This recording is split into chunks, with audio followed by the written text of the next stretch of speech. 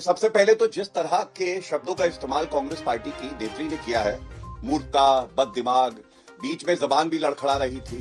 आपने पूछा सोनिया गांधी जी कभी भी एफडीएल। चलो भाई देखो अब मैं क्या करता हूँ। कंप्यूटर है।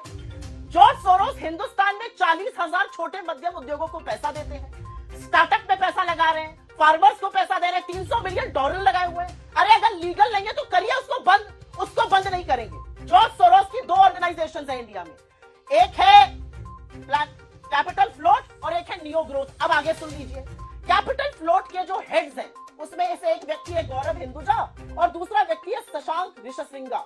गौरव हिंदुजा की शादी हुई है, जॉर्ज सोरोस के एम्प्लॉइज हैं, उनका फंड चलाते हैं, उनका पैसा चलाते हैं। और जॉर्ज सोरोस का ये फंड इंडिया में 1999 में आए जब अटल बिहारी वाजपेयी जी प्रधानमंत्री बने। खैर, गौरव हिंदुजा उनके एम्प्लॉय है, सबसे बड़े एम्प्लॉय है हिंदुस्तान में।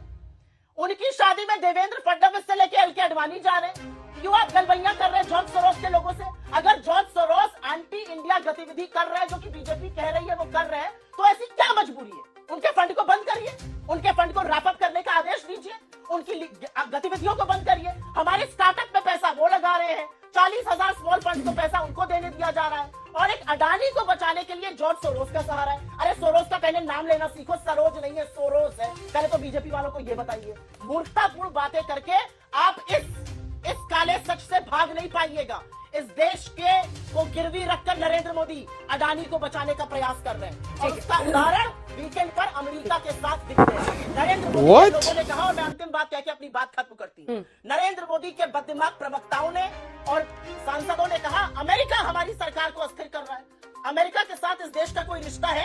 हमारे लोग वहां काम करते हैं, काम धंधा है, हमारी डील्स है अमेरिका के साथ। अमेरिका ने पलट के कहा सत्तारूढ़ दल इस तरह की गलत बात क्यों कर रहा है? और अब मुझे लगता है शो के दौरान बीजेपी की और भी जो प्रचंड झूठ है उनका पर्दाफाश मैं करूंगा। ठीक है, लेकिन असलियत यह है कि इस काले सच को छुपाने के लिए हर मुंह काला करेगी बीजेपी, मुंह काला करेंगे नरेंद्र मोदी। ठीक है, बस मुझे छुपाने के लिए। सुप्रिया जी, इन तमाम सवालों को जो आपने उठाया मैं बीजेपी से जवाब लूंगी। मैं फिर से आपसे पूछ रही हूँ, ये forum of democratic leaders in the Asia Pacific जो सियोल बेस्ड है, क्या अभी भी सोनिया जी उसमें को प्रेसिडेंट है? क्या सोरोस फाउंडेशन से वो फंडेड है?